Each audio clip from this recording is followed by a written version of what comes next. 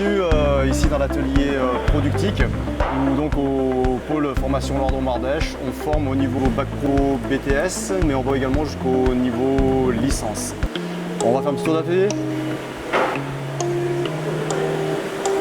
L'usinage, en quoi ça consiste? L'usinage, en fait, son objectif, c'est d'obtenir des pièces mécaniques, telles que celle-là par exemple. C'est le thème sur lequel on travaille aujourd'hui. C'est une pièce que l'on veut refaire, qui a été endommagée, qu'on souhaite refaire. On part d'une pièce brute, donc là il y a eu une première opération de tournage qui a été réalisée.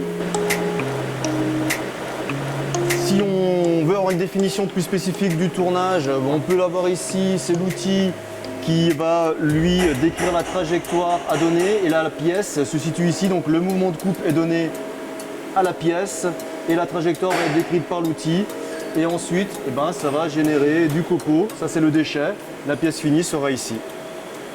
Pour le fraisage, la technologie est un petit peu différente. Donc là, c'est la fraise qui va tourner. Donc le mouvement de coupe est donné à la fraise, c'est la rotation de la fraise.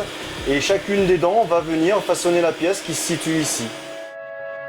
Concernant le métier, les jeunes Bac Pro travaillent essentiellement sur la partie relance de production et suivi de production, en intégrant un peu de réglage et de programmation. Et puis plus on augmente au niveau d'études, plus on va vers des métiers qui s'élargissent un petit peu et qui rentrent dans une complexité supérieure en termes de pièces à obtenir. Et on va intégrer également tout ce qui est la préparation en amont, l'étude de la gamme, la partie CAO, donc dessin de la pièce, la conception, la partie FAO, donc fabrication, pour générer le programme ensuite qu'on vient apporter sur les machines à commande numérique.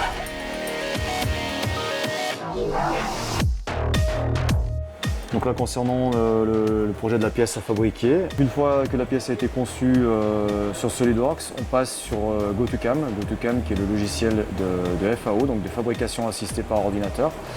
Là, il s'agit maintenant pour nous d'enchaîner les différentes opérations à réaliser sur la pièce, avec une simulation de tous les usinages avec les outils.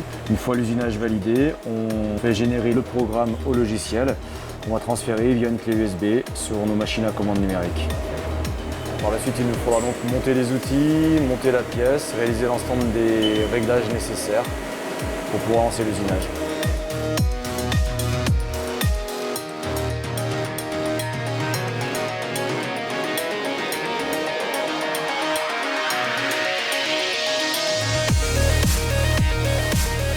Je m'appelle Léo Renogou, j'ai 18 ans.